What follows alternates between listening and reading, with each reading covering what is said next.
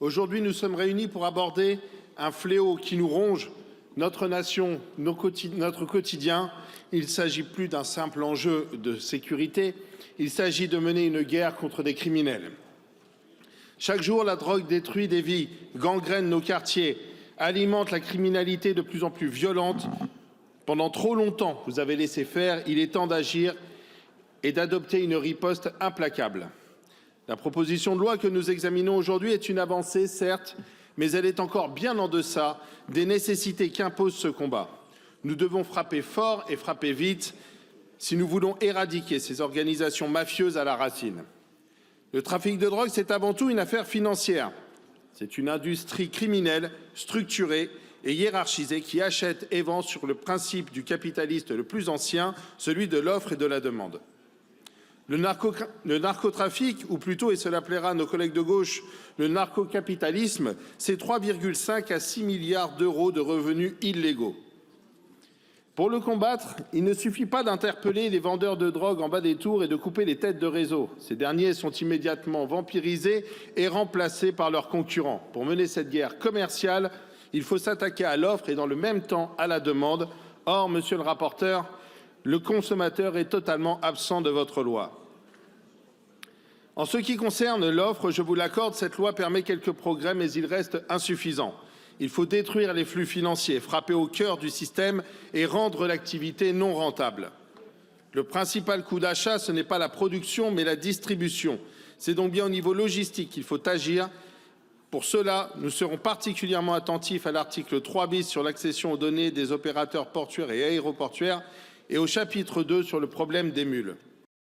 Dans le monde des affaires, puisque c'en est un, l'argent est roi. Les narcocapitalistes le savent très bien et ils utilisent tous les moyens illégaux pour blanchir leur argent. Vous prévoyez de vous y attaquer, certes, mais où sont les mesures massives de confiscation des avoirs criminels? Où sont les dispositifs spécifiques pour suivre l'argent sale, les circuits bancaires opaques, les sociétés écrans qui alimentent les mafias? Sans cela, nous continuerons de courir après une hydre dont les têtes repoussent sans cesse. L'exemple de l'Italie doit nous inspirer. Confrontée à une criminalité tentaculaire, elle a su prendre des décisions radicales. Crimes d'associations mafieuses, surveillance avancée des flux financiers, confiscation systématique des biens criminels. Résultat, des centaines d'arrestations, des cartels affaiblis et un État qui reprend la main. La France ne peut plus tergiverser, il faut des moyens, des outils d'enquête performants et une coopération judiciaire européenne renforcée. Je vous le disais en préambule, l'autre lacune majeure de ce texte, c'est la prévention et le soin. Sans consommateurs, pas de marché. Tant que nous ne briserons pas cette spirale infernale, les trafiquants prospéreront. Où sont les mesures pour empêcher nos jeunes de tomber dans la délinquance et dans le crime organisé? Où sont les programmes d'éducation à la toxicité des drogues? Où sont les dispositifs de prise en charge de dépendance? Un toxicomane, c'est une source de revenus pour les réseaux criminels. Si nous ne traitons pas la consommation, nous laissons alors là la voie libre aux narcotrafiquants. Ce sujet est grave et il n'y a plus de temps à perdre. Nous soutiendrons votre loi, mais je vous le dis d'ores et déjà, elle est insuffisante. Sans mesures juridiques fermes et le rétablissement des peines planchers, vous n'effrayerez pas les dealers et leurs complices. Cette loi a pour objectif de frapper le haut du spectre. Vous savez où ils sont, alors allez les chercher. Plus d'excuses, les solutions, nous vous les apportons sur un plateau. Alors, messieurs les ministres, servez-vous. Instaurez une coopération internationale avec les États complaisants qui cachent les narcotrafiquants.